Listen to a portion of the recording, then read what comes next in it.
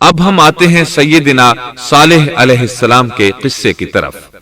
دن گزرتے گئے اور لوگ ایک بار پھر ابلیس لعین کے وسوسے میں آ کر کفر کی طرف پلٹ آئے، کیونکہ ابلیس کسی بھی شخص کو وسوسے میں ڈالے بغیر نہیں چھوڑتا۔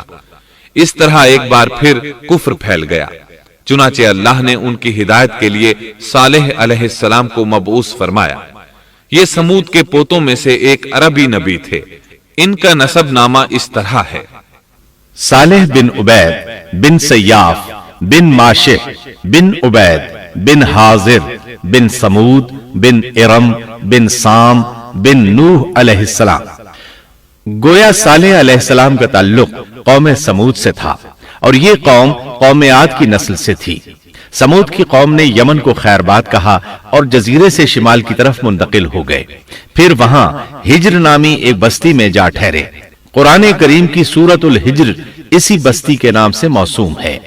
قوم عاد کا تذکرہ سورۃ الحجر کے علاوہ سورۃ الاحقاف اور سورہ ہود میں بھی ہے۔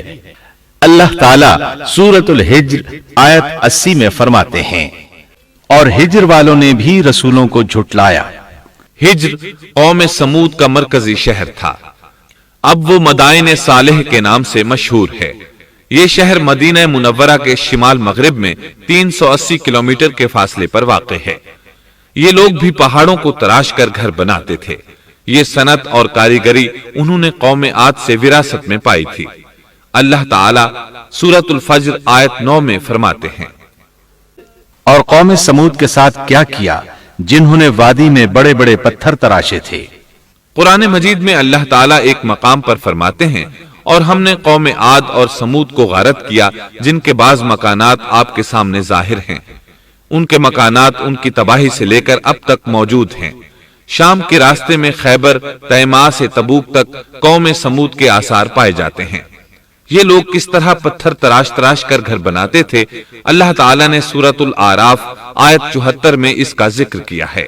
اس وقت کو یاد کرو جب اللہ تعالیٰ نے تمہیں قوم عاد کے بعد جانشین بنایا اور تمہیں زمین پر رہنے کا ٹھکانہ دیا کہ نرم زمین پر محل بناتے ہو اور پہاڑوں کو تراش تراش کر ان میں گھر بناتے ہو۔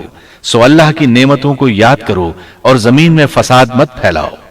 یہ آیت ان کی طاقت، جسم کی صلاحیت اور ماہر فن ہونے پر دلیل ہے۔ پہاڑوں کو تراشنا دراصل قوم عاد کی عادت تھی۔ یہ بھی چونکہ انہی سے تھے، اس لیے وراثت میں یہ کام انہیں بھی آ گیا تھا۔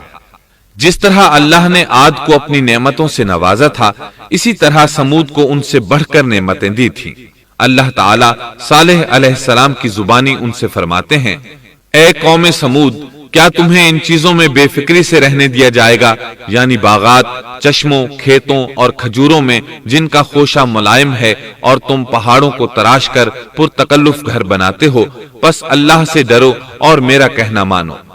لیکن ان لوگوں نے ہر طرح سے قوم عاد کی پیروی کی، نصیحت پکڑنے کی بجائے بتوں کی عبادت شروع کر دی۔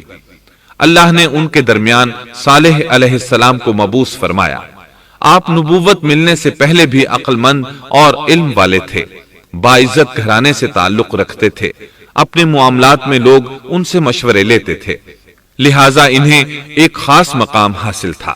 لیکن جب آپ نے انہیں ایک اللہ پر ایمان لانے، اس کے سوا کسی کی عبادت نہ کرنے کی دعوت دی تو ان کا ساتھ چھوڑ گئے۔ جواب میں ان سے کہنے لگے، اے صالح، اس سے پہلے تو ہم تجھ سے بہت کچھ امیدیں لگائے ہوئے تھے۔ مطلب یہ کہ پہلے تو ہمارے نزدیک آپ کا بہت مرتبہ تھا، مقام تھا، ہمیں آپ سے بہت امیدیں تھیں، لیکن آپ نے تو یہ باتیں کہہ کر ہماری ساری امیدوں پر پانی پھیر دیا۔ ان کے اس جواب کے باوجود صالح علیہ السلام انہیں اللہ کی طرف بلاتے رہے اور ان سے کہتے رہے، اے میری قوم، اللہ کی عبادت کرو، اس کے سوا تمہارا کوئی معبود نہیں۔ تمام انبیاء کی اپنی اپنی قوم کو یہی دعوت تھی کہ اے لوگو، اللہ کی عبادت کرو، اسی نے تمہیں زمین سے پیدا کیا ہے، اسی نے تمہیں زمین میں آباد کیا ہے، اس سے معافی طلب کرو، یقیناً میرا رب قریب ہے اور دعاؤں کو قبول کرنے والا ہے۔ اے میری قوم، تم نیکی سے پہلے برائی کی جلدی کر رہے ہو، اللہ سے معافی کیوں نہیں مانگتے کہ تم پر رحم کیا جائے؟ اللہ سے ڈرو، میری اطاعت کرو، حد سے گزر جانے والے بے باک لوگوں کی اطاعت سے باز آؤ، وہ ملک میں فساد پھیلا رہے ہیں اور